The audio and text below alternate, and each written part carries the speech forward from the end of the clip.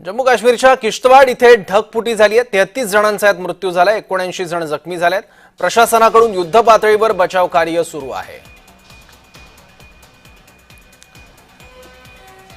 33 जणांचा यामध्ये मृत्यू झालाय। जम्मू काश्मीरच्या किश्तवाड इथे ढगफुटी झाली आहे। यामध्ये अचानक पाण्याचे लोंढे वाहू लागले, त्यामुळे 33 जणांना आपला जीव गमवावा लागला। प्रशासनाकडून युद्ध पातळीवर आता बचाव कार्य सुरू आहे। जम्मू काश्मीरच्या किश्तवाड इथली ही घटना आहे।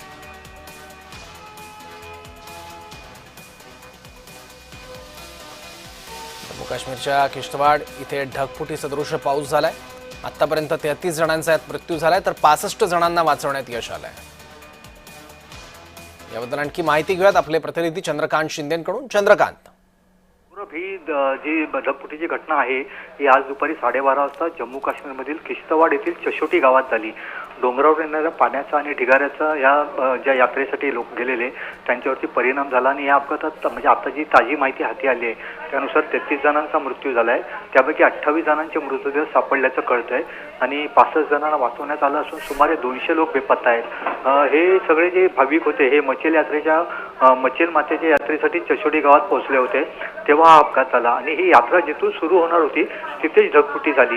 येथे बसेस, तंबू, लंगर आणि भाविकांची अनेक दुकानं होती, ती सर्व ही पुराच्या पाण्यात वाहून गेलेत आणि आता तिथे केंद्रीय गृहमंत्री अमित शहा, जम्मू काश्मीरचे राज्यपाल या सगळ्यांनी या दुर्घटनेची दखल घेतलेली आहे आणि एनडीआरएफची टीमही तिकडे पोहोचलेली आहे आणि ती टीम आता जे त्या पुरामध्ये जे अडकलेले आहेत त्यांची सुटका करण्याचं काम सुरू आहे। सौरभ, ठीक आहे। चंद्रकांत शिंदे, धन्यवाद आपल्या माहितीबद्दल।